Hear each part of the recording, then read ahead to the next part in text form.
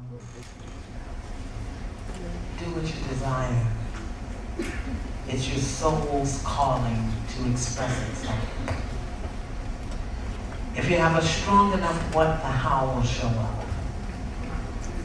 If you have a strong enough what you want to do, the how to get it done will show up. Let go of the wretchedness of talking to yourself and anyone else about how bad or wrong or difficult or challenging your life has been. How bad you are, what you didn't do right. Let that go. Most of us live in a wretchedness and an anger and a dysfunction that we inherited. 95% of your thoughts you inherited. Only 5% of what you think on a daily basis is original. So just be mindful of what's going through your mind at all times. Be willing to let go of every wrong you think was done to you. Whether it's an ex-lover or a friend or a parent, let it go. Because once you let that go, the mind will fill itself with a life-generating, life-sustaining, life-affirming thought. Because the only reason we suffer in life is because we don't examine our thoughts. Let's examine what we're thinking. I want to encourage you to take a look at Love Without Conditions by Paul Ferrini and Loving What Is by Byron Katie. Let that be your work. If you read 2 pages a day and it takes you 5 years to read the book, it doesn't matter. Get it in. Take it in. How many people in here are partnered some kind of way? It don't matter to me as long as it's alive. Those fruit nuts, yeah, I know that. If you're partnered, learn your partner and your child's love language. Learn your child's love language.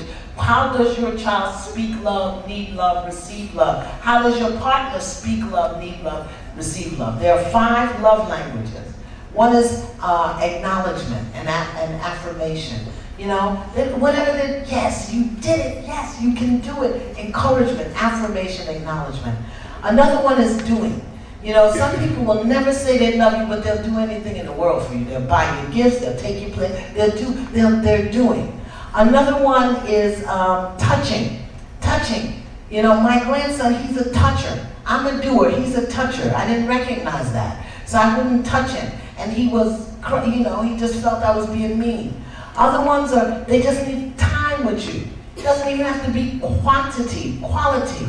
My granddaughter, no matter where I am, she just comes and sits there. You know, I could be on the toilet.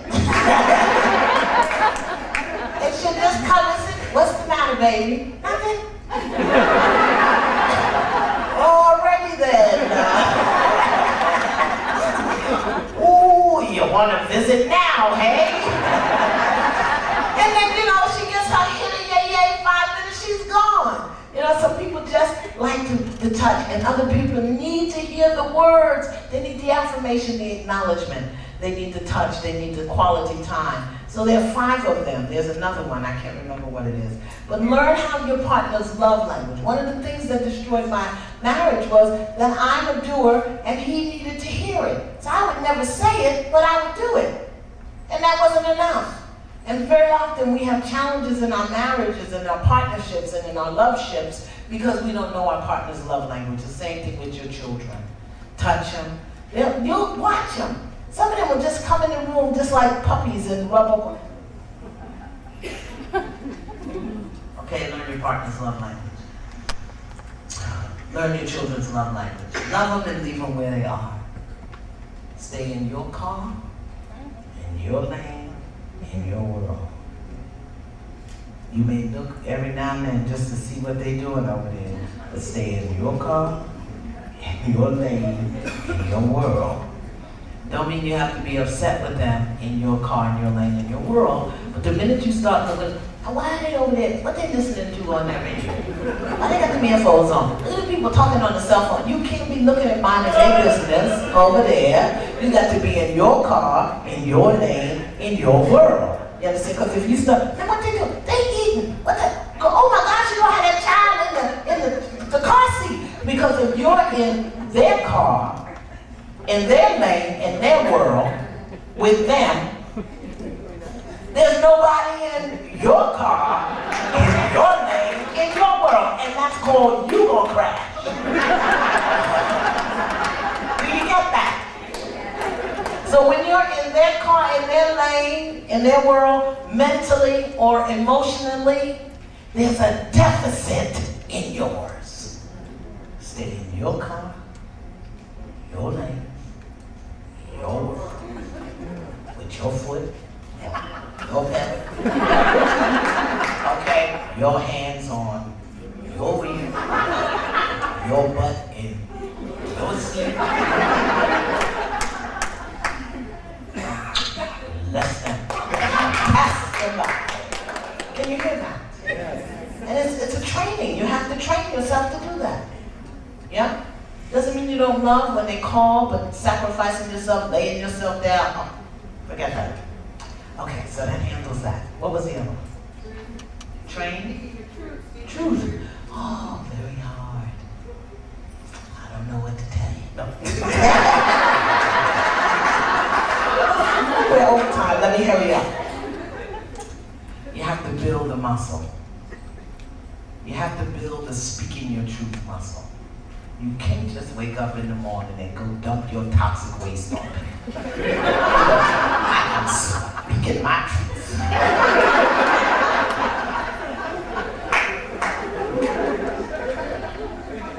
First of all, you have to have a clear intention for sharing what you're sharing. That's number one. To provide information, to offer clarity about your boundaries, or to support somebody else in being more active, effective, supportive in your life. Is it kind? Is it loving? Is it necessary? Is it kind? Is it loving? Is it necessary? If it supports you in sustaining your boundaries, if it makes your loving and your kindness with that person easier, then it's something you need to say. But just because you want to get somebody told, okay? So it's a muscle you have to build. So I'm going to give you a 4-step process for building your speak your truth muscle. Okay? Start by this way. Start with no. Because no is the most difficult thing in the world for us to say. No.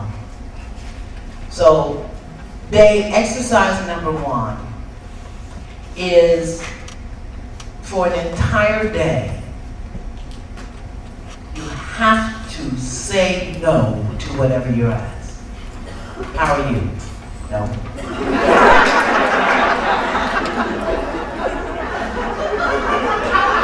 What you say?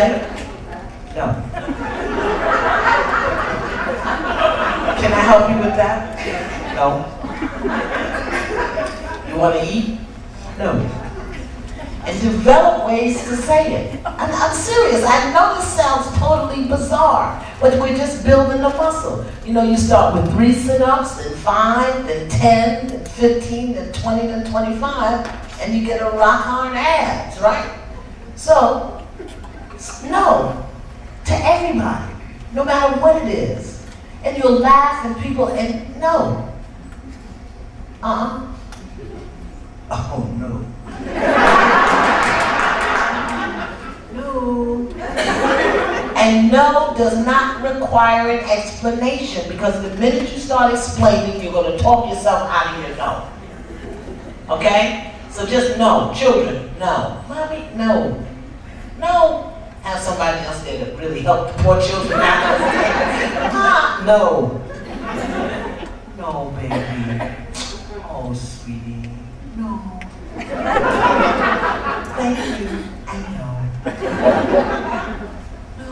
So you know, and do that until it doesn't have butterflies in your stomach, right? Because that'll help you. Then what I want you to do is strangers. Just walk up to people.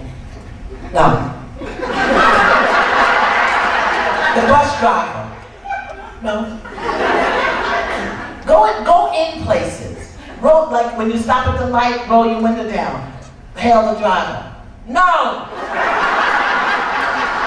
Why? Because a lot of times we wait and say no because we don't want to be embarrassed and we're worried about what people will think about us. You understand? So you're taking the, isn't this ingenious? You're taking the heat off. So just go to the supermarket cashier. No. The bank teller. No. The person, no. Just strangers, so that you can get that out of your system, okay? Then, go to the people that you think have power and authority in your life. Your husband, your partner, your boss, your supervisor, and see what they ask you, and now you don't have to worry about being embarrassed, and you don't have to worry about saying it, you got that part. Now you have to say no to power. Yeah?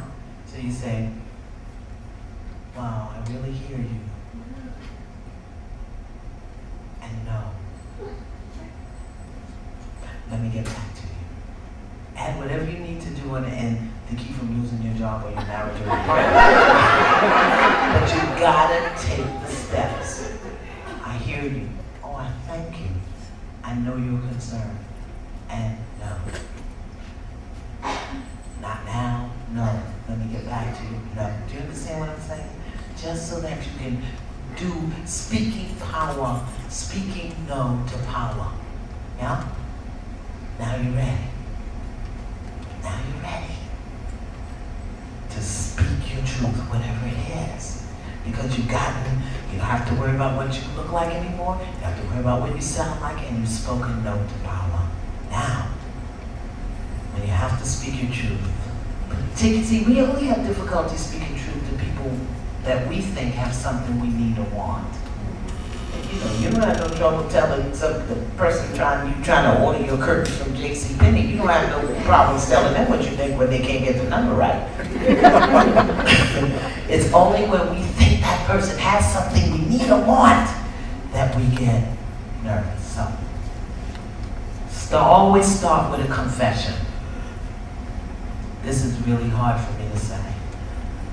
Or, I'm really, really afraid to say this. Then tell the truth, because I'm afraid you'll be mad at me. I'm afraid you'll be upset with me. I'm afraid you'll take your love away. I don't want to look bad in your eyes. Tell the truth. I told you to tell the truth, right? Thought I wasn't going to give you a way to put that in practice. Tell the truth. Make your confession. Tell how you feel. Speak what you have to say. Yeah? And then be willing to listen, because some of us want to tell our truth, but we don't want it to be a two-way conversation. We want to say what we want to say and then jump on our broom and fly away. We don't want the other person to be on their broom. All right? So did you hear that? Start with your confession. Tell the truth. Say what you have to say. Take a breath, and then be willing to listen. Don't get any other response that day. Thank you for sharing. Let me get back to you. Yeah? Thank you for sharing. Let me get back to you. Because if you start speaking and defending and explaining, you're going to talk yourself out of it. Yeah? So how does that sound? It's really no. She said, I said, how does that sound? She said, no. So we can tell she's working on that, yeah?